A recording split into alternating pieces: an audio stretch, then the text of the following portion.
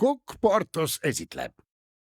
Täna ma olen Viljandimaal Kärma talus ja siin on vaja teha tõsiselt füüsilist tööd.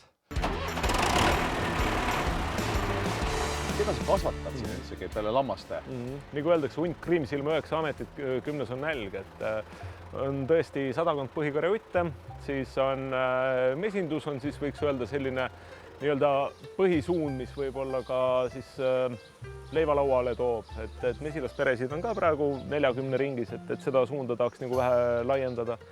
Siis 40 Šoti mägiveist sööb siis poollooduslikku kooslust puhtaks. Et tegeleme siis ka poollooduslike koosluste taastamisega mingil määral, et saaks kodu ümbruse kord. Kodus toimetamisega ja ainult siis ütleme selle kodutalu arendamisega oleme viimased 3-4 aastat tegelenud.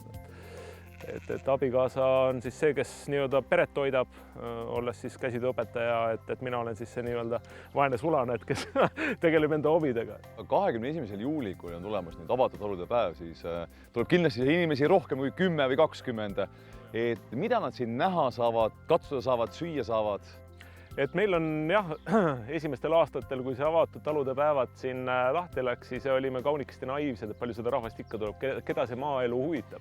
Tuleb tunnistada, et see on üks parimaid maaelu turundamise meetodeid, sest reaalne huvi inimestel on väga suur. Paljud tahavad lihtsalt tulla koha peale chillida, niisama vaadata, osasid reaalselt huvitab see, mida me teeme, käivad selle ekskursiooni meiega kaasas.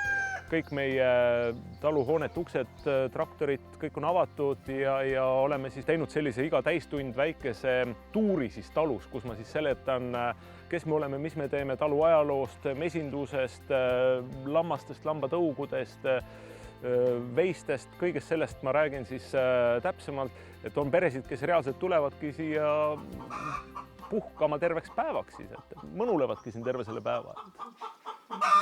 Avatud talude päeval on teil võimalik näha ka siidikana sellist armast nunnut. Kuti. 5. üle-eestiline avatud talude päev ootab sind külla juba 21. juulil.